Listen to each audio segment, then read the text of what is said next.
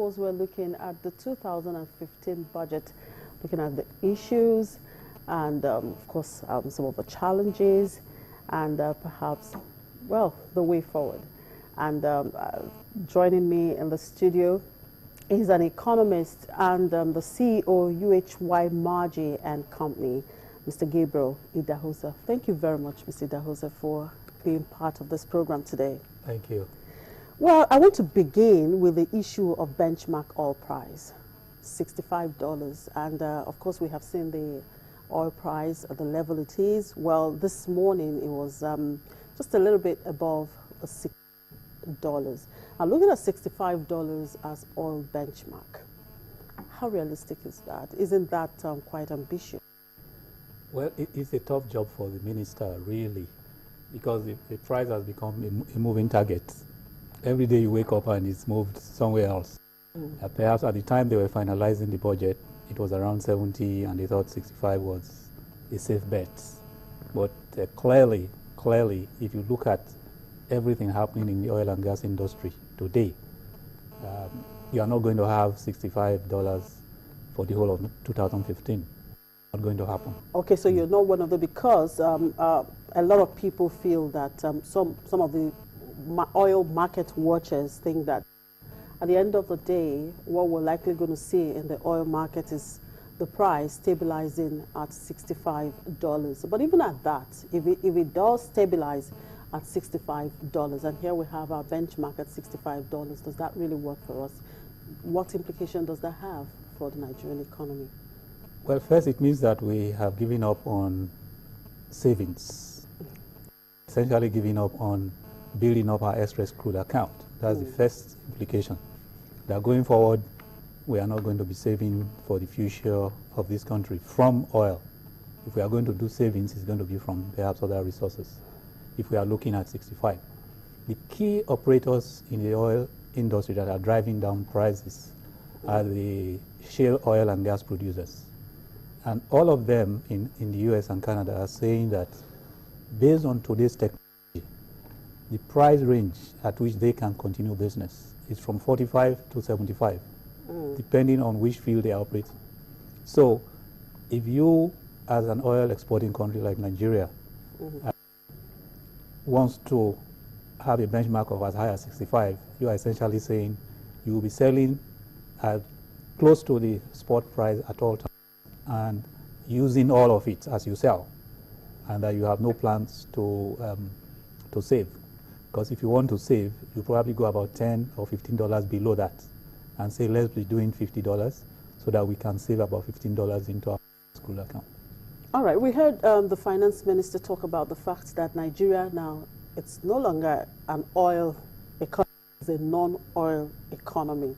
What's your take on that? Do you? Well, it's an aspiration. It has been an aspiration for a while. In the last 2 years, the economy was working itself out of oil. We saw the telecom industry coming very strong. We saw the services industry coming very strong.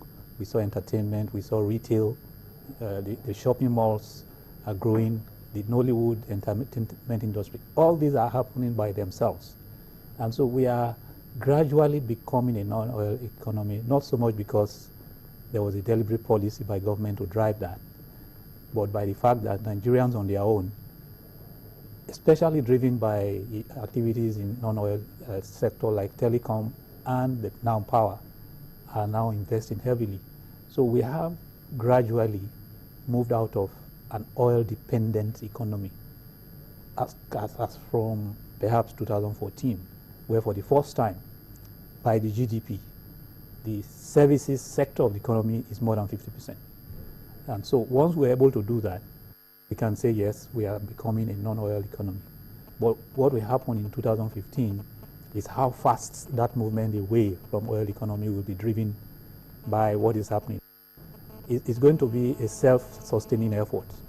We're going to be forced, not by government policy, but by the continuing fall of oil prices to drive the non-oil economy. All right. Now let's look at the expenditure. We seem to have a smaller figure this time around, 4.3 trillion projected as total expenditure, and that's below the 4.6 trillion that was passed in 2014.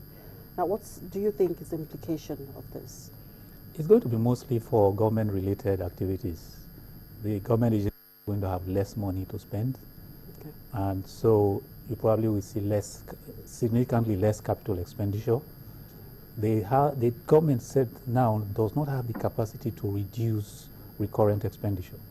They can't touch salaries, for example. It wants to touch it, the unions are going to be in the streets. Now, is that the reason we have the capital expenditure now down as much as 600 and, well, excluding the Sure P fund, that's 628 billion, and we have that's down from the 1.5 billion we had in 2014, and we're having a recurrent expenditure being jacked up to about 2.6 trillion, 2.4.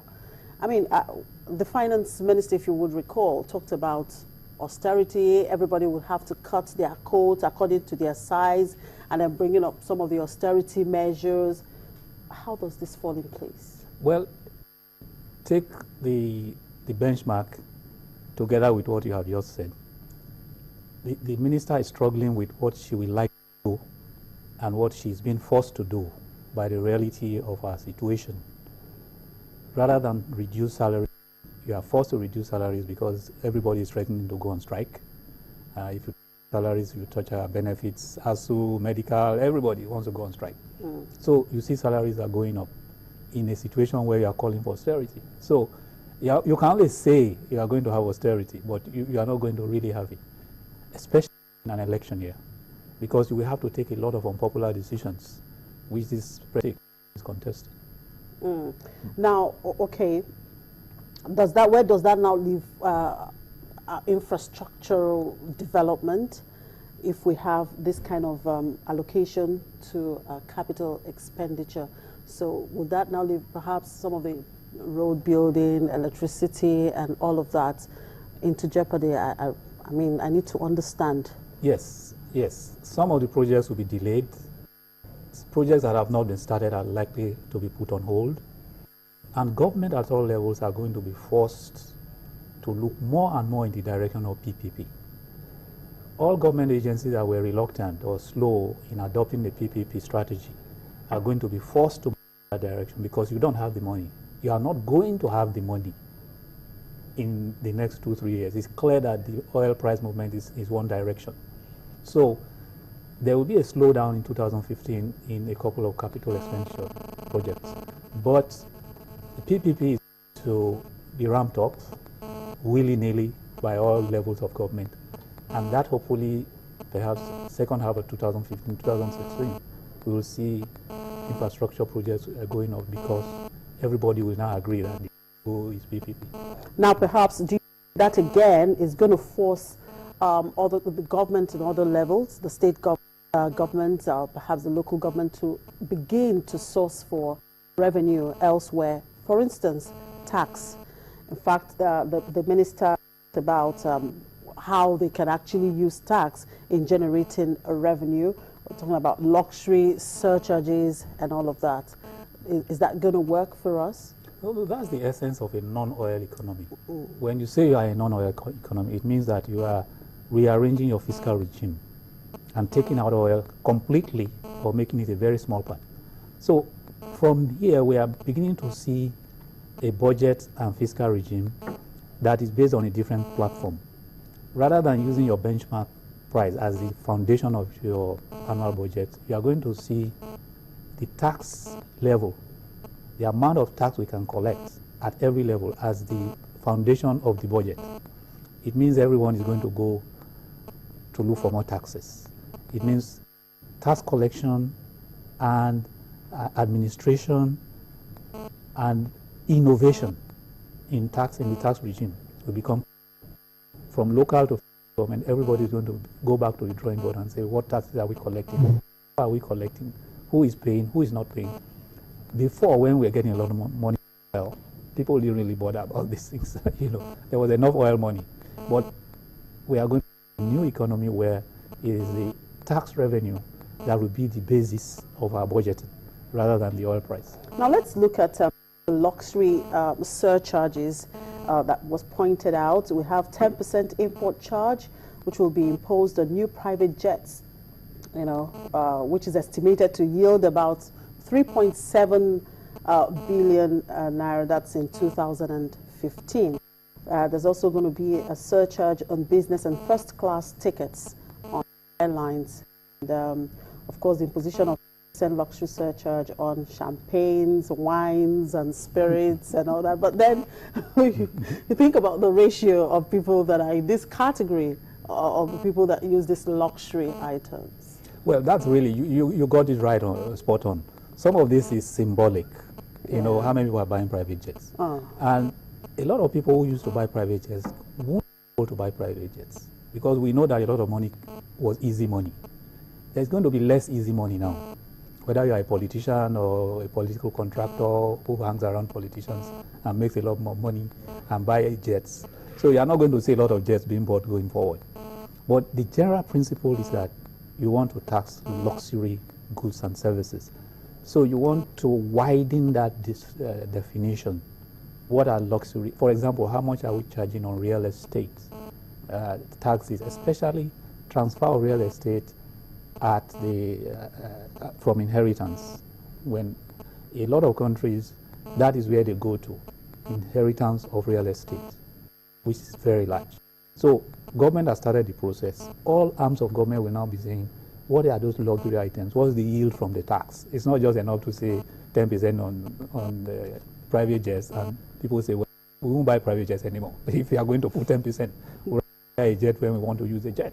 So you want to widen that base of luxury goods. But more important for Nigeria is not new taxes. It's collecting existing taxes. It is established that there's no level, local, state, or federal, that's collecting even 50% of what they ought to collect. Our tax collection system is only in recent years been properly developed. Again, because we didn't really need to collect tax. Making enough money, nobody was worrying about tax. So government at all levels now should concentrate on improving their tax machinery, find the sources of tax that ought to be collected, have a system that identifies, tracks, and collects those taxes. It's not really a matter of more taxes, but collecting what we ought to collect.